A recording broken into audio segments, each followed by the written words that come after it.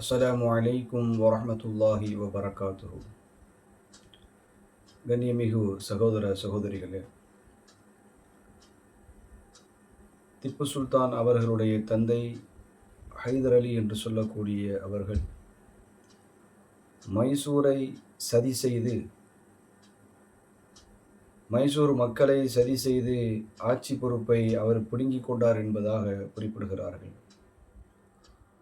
ஹைதர் அலி அவர்கள் அரச பரம்பரையை சார்ந்தவர்கள் இல்லை என்று சொன்னாலும் மைசூரினுடைய கடைசி உடையாராக இருந்து ஆட்சி செய்து கொண்டிருந்தவர், ஒரு வாய் பேச முடியாத, இரண்டு காதுகளும் கேட்க முடியாத ஒரு நபர்.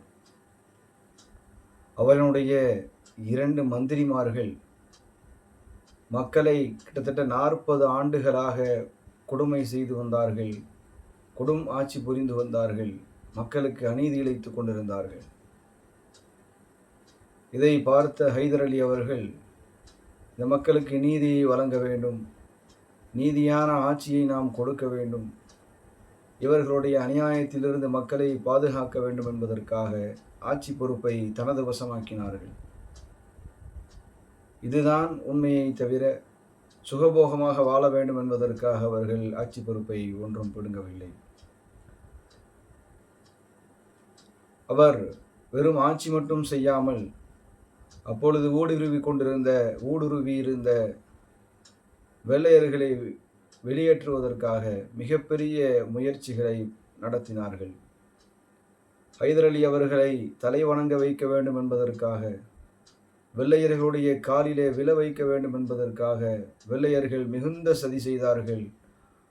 நான் ஒருபோதும் வெள்ளையினுடைய காலிலே விழமாட்டேன் என்று மிக உறுதியாக வெள்ளையர்களை எதிர்த்து போராடியவர்கள் ஹைதர் அலி அவர்கள்.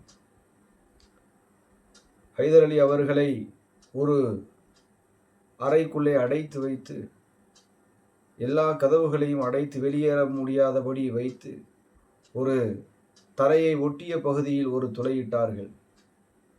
ஹைதர் அலியே, இந்த துளையின் வழியாக நீ வெளியே வர வேண்டும் என்பதாக கூறினார்கள். ஹைதர் அலி அப்பொழுது அதன் வழியாக வெளியேறினால் அவருடைய தலை முதலில் வரும், நாம் அங்கே நின்று கொள்வோம், அவர் தலை நம்முடைய கால் பகுதியிலே வரும், அப்பொழுது அவர் நமக்கு தலை வழங்கியதாக ஆகிவிடும் என்பதாக வெள்ளையர்கள் நினைத்தார்கள். நினைத்து துளையிட்டார்கள், வெளியே வரும்படி கூறினார்கள். ஆனால் ஹைதர் அலி அவர்கள் முதலிலே காலை நுழைத்து வெளியேறினார்கள். மல்லாந்து படுத்து கொண்டு காலை வெளியே நீட்டி கொஞ்சம் கொஞ்சமாக வெளியே வந்து துள்ளி குதித்து எழுந்து நின்று, நான் ஒருபோதும் வெள்ளையனுக்கு தலை வணங்கிவிட மாட்டேன், படைத்த இறைவனை தவிர எந்த ஒரு மனிதனுக்கும் நான் தலை வணங்க மாட்டேன் என்பதாக முழங்கினார்கள் என்று நாம் பார்க்கிறோம். கண்ணியத்திற்குரியவர்களே, அப்படிப்பட்ட வீரம் நிறைந்த ஹைதருடைய மகனாக கிபி 1783 ஆண்டு மே மாதம் 4ஆம் தேதி ஆட்சி பொறுப்பை ஏற்றார்கள் திப்பு சுல்தான் அவர்கள். கண்ணியத்திற்குரியவர்களே, திப்பு சுல்தான் அவர்கள் வெறும் அரசராக மட்டுமில்லாமல், வெள்ளையர்களை எதிர்த்து போரிட்ட ஒரு போராளியாக மட்டுமில்லாமல், இந்த நாட்டிலே வசித்து கொண்டிருந்த இந்துக்களையும் முஸ்லிம்களையும் ஒற்றுமைப்படுத்தினார்கள். இந்துக்களும் முஸ்லிம்களும் ஒன்று சேர்ந்து ஒற்றுமையாக வாழ்ந்து ஒற்றுமையாகவே அந்த வெள்ளையர்களை விரட்டி அடிக்க வேண்டும் என்பதில் மிகுந்த கவனம் கொண்டவர்கள் திப்பு சுல்தான் அவர்கள். 1930ஆம் ஆண்டு வெளிவந்த யங் இந்தியா என்று சொல்லக்கூடிய அந்த பத்திரிகையில் அண்ணல் காந்தியடிகள் இப்படி சொல்வார்கள்: இந்து முஸ்லீம் ஒற்றுமைக்கு ஒரு உருவம் கொடுத்தால், ஒரு அடையாளம் கொடுத்தால் அது திப்பு சுல்தானாகத்தான் இருக்க முடியும்.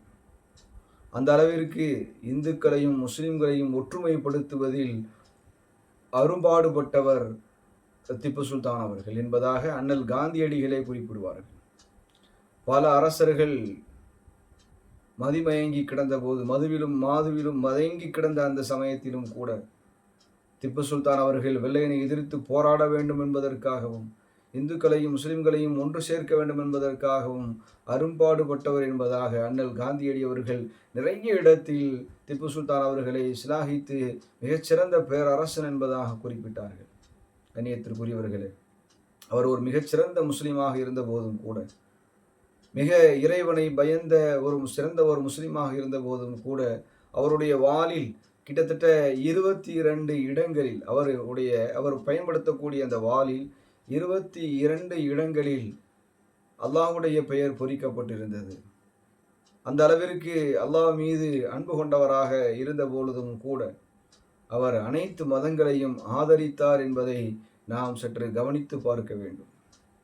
கண்ணியத்திற்குரியவர்களே, மதத்தை பொறுத்தவரை அவர் அனைத்து மதங்களையும் அனைத்து மத மக்களையும் அவர் ஆதரித்தார். பல்லடம் பகுதியிலே இருக்கக்கூடிய அங்காள பரமேஸ்வரன் என்று சொல்லக்கூடிய அந்த கோவிலுக்கு அவர் மிகப்பெரிய உதவிகளை செய்தார். அதே போல குறிச்சியில் இருக்கக்கூடிய செல்லாண்டியம்மன் கோவிலுக்கு அவர் மிகப்பெரிய உதவிகளை அவர்கள் செய்திருக்கிறார்கள்.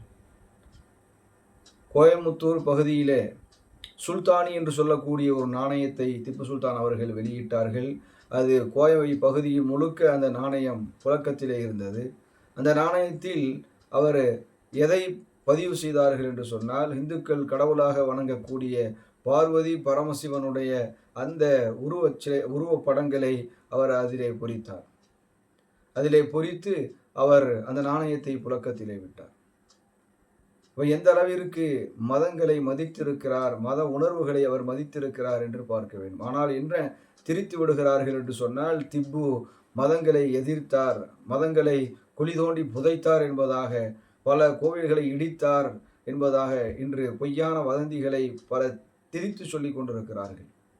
கண்ணியத்திற்குரியவர்களே, கிட்டத்தட்ட 156 மிகப்பெரிய கோவில்களுக்கு அவர் வாழ்ந்த பகுதிகளிலே உதவிகள் செய்திருக்கிறார்.